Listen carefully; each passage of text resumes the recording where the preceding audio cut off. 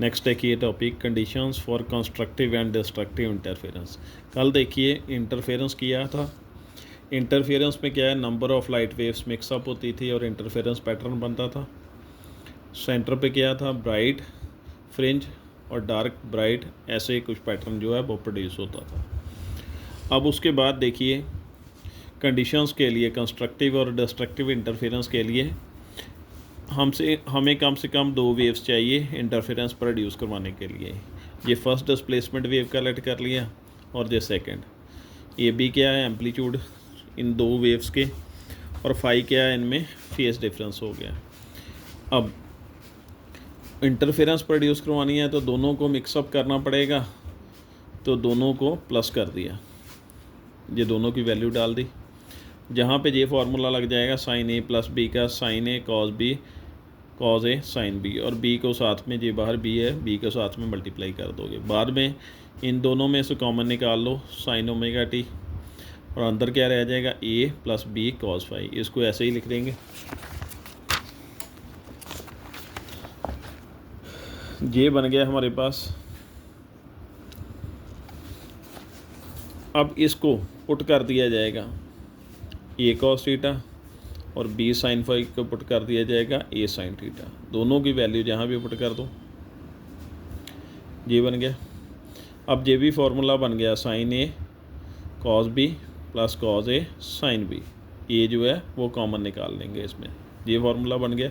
ये किसका फार्मूला होता है, साइन ए प्लस बी का फार्मूला। ए की जगह ओमेगा टी और बी की जगह क्या है, थीटा एंगल हो गया। अब इन दोनों को प्लस कर दिया जाएगा और स्केयर भी कर दिया जाएगा, squaring and adding, equation number 4 और 5। इनको स्केयर करोगे, A square cos square theta plus A square sine square theta. इस तरफ इसका स्केयर हो जाएगा प्लस इसका स्केयर हो जाएगा, ये बन गया।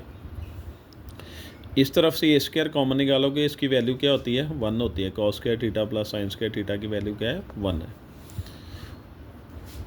इस तरफ ए प्लस बी का होल स्केयर का फार्मूला लग जाएगा, A square plus B square plus 2ab। B की जगह क्या है, बी कॉस फाई है। इसका भी स्केयर खोल दो, B square sine square phi.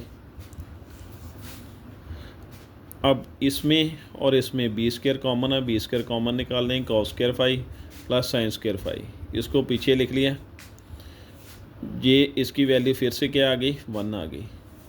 Square हटेगा, इस तरफ क्या आ जाएगा, स्केयर रूट आ जाएगा। ये एम्पलीट्यूड की वैल्यू आ गई, रिजल्टेंट एम्पलीट्यूड की। इंटेंसिटी जो होगी directly proportional to square of amplitude होगी। डायरेक्टली से इक्वल टू के साइन में आएंगे तो कांस्टेंट क्या लग जाएगा, के लग जाएगा। ये रिजल्टेंट एम्पलीट्यूड के लिए इंटेंसिटी का फार्मूला आ गया।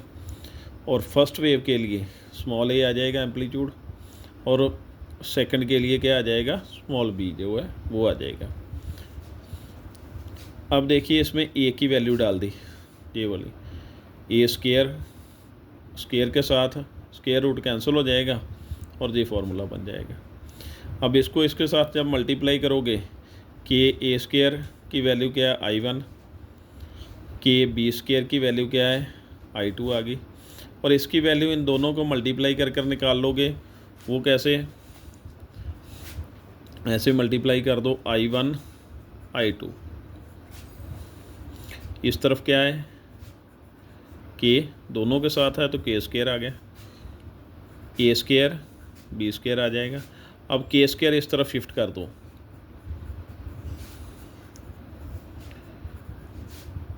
ए स्केयर बी स्केयर, उसका स्केयर रूट डाल दोगे इस तरफ।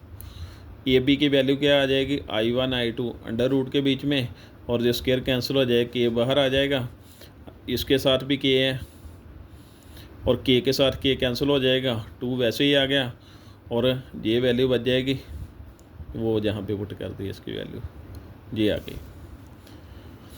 ये इंटेंसिटी के फॉर्म में इसका रिजल्टेंट इंटेंसिटी का फार्मूला आ गया। फाइंड क्या करना था हमें, conditions for constructive and destructive. Constructive interference क्या होती है, जब क्रस्ट पर क्रस्ट फॉल करेगा और ट्रफ पर ट्रफ फॉल करेगा, लाइट की इंटेंसिटी क्या हो जाएगी, मैक्सिमम। ये कंस्ट्रक्टिव इंटरफेरेंस के लिए लाइट की इंटेंसिटी मैक्सिमम चाहिए, कॉस फाई की वैल्यू मैक्सिमम कर देंगे, क्योंकि इसकी इस इक्वेशन में कॉस ही है। मैक्सिमम वैल्यू कितनी होती है, 1। कॉस 0 की वैल्यू 1 होती है, कॉस 2 पाई 4 पाई 6 पाई, इन सभी की वैल्यू क्या होगी, 1 होगी। ये फार्मूला बना सकते हो, फाई की वैल्यू 2n पाई, n की वैल्यू 0 डाल दोगे तो 2 पाई 0 बन जाएगा, सॉरी 1 डालोगे 2 पाई बन जाएगा, 2 डालोगे 4 पाई बन जाएगा, यही इक्वेशन बन जाएगी, ये वैल्यूज़ बन जाएगी इसकी। उसके बाद देखिए ये फाई की वैल्यू आ गई।